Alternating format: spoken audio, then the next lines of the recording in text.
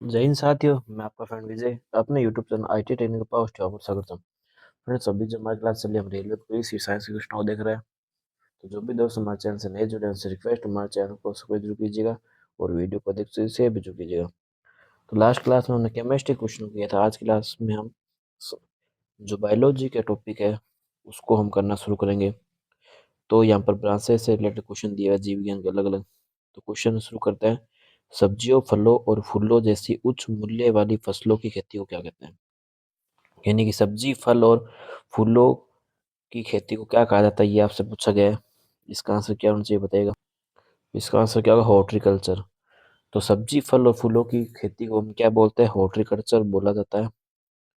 अगला क्वेश्चन देखते हैं। कोशिकाओं का अध्ययन क्या कहलाता है? तो साइटोलॉजी। कोशिकाओं का अध्ययन क्या कहलाता है? साइटोलॉजी कहलाता है। अगला क्वेश्चन हम देखते हैं। विटीकल्चर क्या कहलाता है? तो अंगूर की खेती जो होती है उसको हम विटीकल्चर बोलते, ध्यान रखिएगा। अंगूर की खेती को हम क्या बोलते हैं? विटीकल्चर बोला जाता है। एपिग्राफी का क्या अभिप्राय है? एपिग्राफी का क्या अभिप्राय है, क्वेश्चन पूछा गया। तो कंकालों का अध्ययन, शिलालेखों का अध्ययन, मानचित्रों का अध्ययन या सिक्कों का अध्ययन। तो एपिग्राफी जो होती है वो शिलालेख जो होते हैं, प्राचीन जो भी शिलालेख होते हैं, शिलालेख यानी कि पुरानी जो इमारतें होती है उस पर कुछ ना कुछ उसकी जानकारी दी जाती है, चाहे कोई भी हो जगह हो तो उस पर कुछ ना कुछ लेख लिखो, इसी को हम शिलालेख बोलते हैं। तो एपिग्राफी आपकी शिलालेखों का अध्ययन कहलाता है। अगला क्वेश्चन हम देखते हैं। पक्षियों के अध्ययन को हम क्या बोलते हैं बताइएगा। पक्षियों का अध्ययन क्या कहलाता है?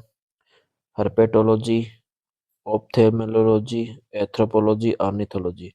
तो पक्षियों का अध्ययन क्या कहलाता है? ऑर्निथोलॉजी कहलाता है। अगला क्वेश्चन हम देखते हैं।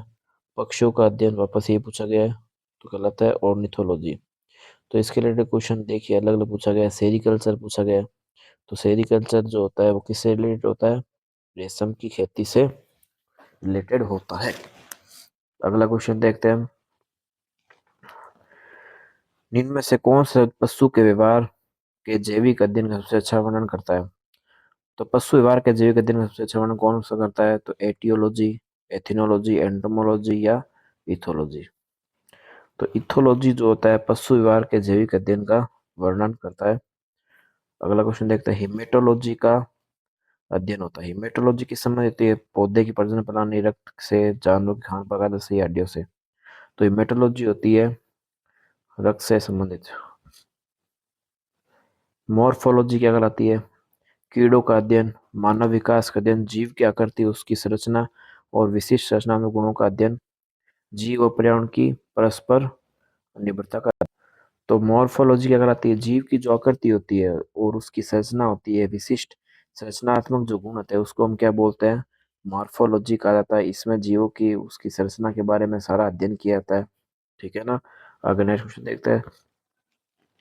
किसमें मनुष्य का अध्ययन होता है? आर्कियोलॉजी, आर्क्यूजूलॉजी, आर्कियोलॉजी, एंड्रोलॉजी या एंथ्रोपोलॉजी। तो एंथ्रोपोलॉजी में मनुष्य का अध्ययन होता है, इस बात को ध्यान रखिएगा। अगला क्वेश्चन हम देखते हैं। जंतु विज्ञान की किस शाखा का मानव जाति के समाजशास्त्र के अध्ययन से गहरा संबंध है? तो एंथ्रोपोलॉजी, ये हमने पहले ही बताया था आपको। अगला क्वेश्चन देखिएगा। निषेचन, विकास, विभाजन और विभिन्नता का अध्ययन को किस नाम जाना जाता है? भ्रूण विज्ञान, फिजियोलॉजी, आनुवांशिकी या क्रमागत। तो निषेचन, विकास, विभाजन और विभिन्नता जो होती है वो भ्रूण विज्ञान के नाम से जाती है। ठीक है ना। भ्रूण विज्ञान में भ्रूण का जो विकास होता है, जो एम्ब्रियो का जो विकास होता है, उसका विभाजन होती है, सेल डिवीजन होती है, उसमें जो अध्ययन होता है वो कराता है भ्रूण विज्ञान का अध्ययन। अगला क्वेश्चन देखते हैं। पौधे में बीमारियों का अध्ययन वह तरीका जिससे पौधे विरोध करते हैं या संक्रमण से सामना करते हैं, तो ये कहलाता है आपको फाइटोपैथोलॉजी। अगला क्वेश्चन हम देखते हैं। तो ये इससे सारा रिलेटेड है। अगला टॉपिक हम देखते हैं। इसमें देखिए जो है ये इसी में सारा आपको दे रखा है। अब हम आगे टॉपिक देखते हैं कोशिका सिद्धांत का। तो कोशिका सिद्धांत जो कि इम्पोर्टेंट बहुत है हर एग्जाम के, चाहे रेलवे कोई भी एग्जाम हो। तो रॉबर्ट हुक द्वारा कोशिका की खोज किस प्रकार की गई थी? तो प्याज के छिलके का निरीक्षण जब इन्होंने किया तो इन्होंने रॉबर्ट हुक ने क्या की थी, कोशिका की खोज की थी। ध्यान रखिएगा, कोशिका खोज किसने की थी, रॉबर्ट हुक ने की थी। आगे नेक्स्ट क्वेश्चन देखते हैं हम, कोशिका खोज किसने की थी, तो रॉबर्ट हुक ने की थी। आगे नेक्स्ट क्वेश्चन देखते हैं हम, केंद्रक और कोशिका झिल्ली के बीच मौजूद झिल्ली, केंद्रक और कोशिका झिल्ली जो होती है उसके बीच मौजूद झिल्ली कौन सी होती है, कोशिका द्रव्य, फुफ्फुसीय, कर्णीय या, तो कोशिका द्रव्य होता है जो कोशिका के बीच में जो लिक्विड होता है उसी को हम क्या कहते हैं, कोशिका द्रव्य कहा जाता है। इस बात का ध्यान रखिएगा। ये कोशिका द्रव्य पदार्थ जो कोशिका के अंदर आते हैं उसको भी कंट्रोल करने का काम कोशिका द्रव्य करते हैं। इस बात का ध्यान रखिएगा। आगे नेक्स्ट क्वेश्चन देखते हैं, केंद्रक और कोशिका झिल्ली के बीच में, ये अच्छा क्वेश्चन पूछा गया है। देखिएगा, केंद्रक और कोशिका झिल्ली के बीच में भरे हुए झिल्ली जैसे पदार्थ क्या कहलाता है, क्लोरोप्लास्ट, साइटोप्लाज्म, प्रोटोप्लाज्म या न्यूक्लियस। तो केंद्रक और कोशिका के झिल्ली के बीच में भरे हुए झिल्ली जैसे पदार्थ क्या कहलाता है, साइटोप्लाज्म कहलाता है। इस बात का ध्यान रखिएगा। यहाँ पर केंद्रक और कोशिका झिल्ली के बीच की बात है तो ये साइटोप्लाज्म ही है। ये भी आपका नेक्स्ट क्वेश्चन है, साइटोप्लाज्म एक ऐसी जेली जैसी द्रव होता है जो किस मौजूद होता है, केंद्रक और कोशिका के बीच में, वसा ऊतकों के बीच में, तंत्रिका कोशिका के बीच में, केंद्र कोशिका झिल्ली के बीच में। तो केंद्रक और आपकी जो कोशिका झिल्ली है उसके बीच में आपका साइटोप्लाज्म मौजूद होता है। इस बात का ध्यान रखिए। इस साइटोप्लाज्म को हम क्या बोलते हैं, कोशिका द्रव्य भी कहते हैं। अब देखिए साइटोप्लाज्म यहाँ पर कोशिका द्रव्य भी के दे सकते हैं लेकिन इसने क्या लिख दिया, साइटोप्लाज्म। तो आपको हिंदी इंग्लिश दोनों वर्ड आपको पता होना चाहिए। तो साइटोप्लाज्म क्या होता है, केंद्रक और कोशिका झिल्ली के बीच में भरा जाने वाला द्रव। आगे नेक्स्ट क्वेश्चन देखते हैं, पानी की कमी के कारण कोशिका के संकुचित होकर कोशिका भित्ति से अलग होने की प्रक्रिया को क्या कहा जाता है, डी प्लाज्मोलिसिस, साइटोलिसिस, प्रकाश संश्लेषण या प्लाज्मोलिसिस। तो जब कोशिका में द्रव में जल की कमी होती है तो उसको बोला जाता है, उस परिस्थिति को प्लाज्मोलिसिस बोला जाता है। इस बात का ध्यान रखिएगा। अगला क्वेश्चन हम देखते हैं, प्लाज्मोलिसिस को हम जीव द्रव्य कुंचन भी कहते हैं। इस बात का ध्यान रखिएगा जब जल की कमी होती है। कोशिका का पावर हाउस कौन सा बताएगा, तो कोशिका पावर हाउस आपका माइटोकॉन्ड्रिया होता है। इसको हम जनरेटर भी कह देते हैं कई बार।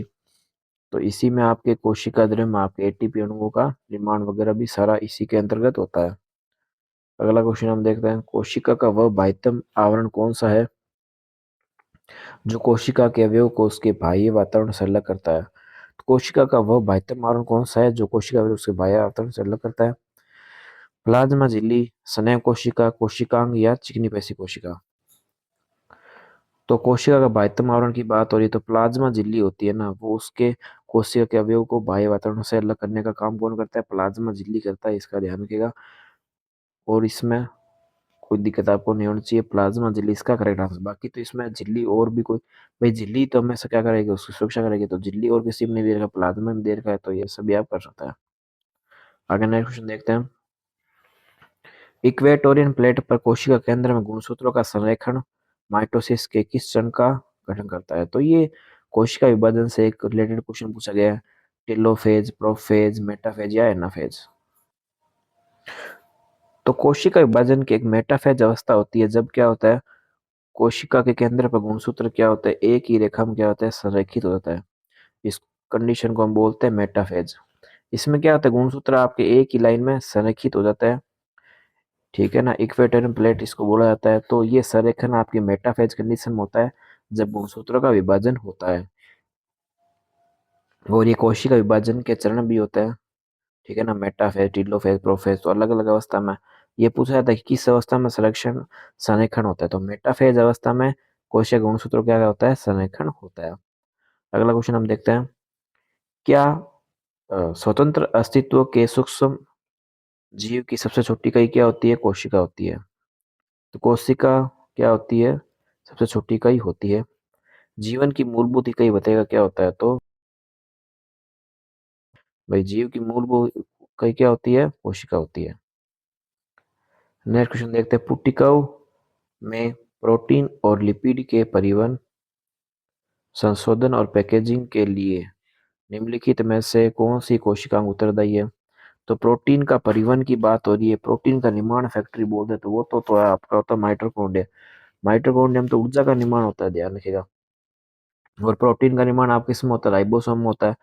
लेकिन यहाँ पर ये बोला गया देखिएगा कि परिवहन करना है, ध्यान रखिएगा। यहाँ पर परिवहन की बात हो रही है प्रोटीन और लिपिड की, तो उसके लिए आपका गोल्जी काय आपका उत्तरदायी होती है, इस बात का ध्यान रखिएगा। गोल्जी का क्या कहता है, जो कोशिका के अंदर जाए आने जाने वाले जो है, जो आपके प्रोटीन है उनकी उनका परिवहन का कार्य आपका गोल्जी काय करता है।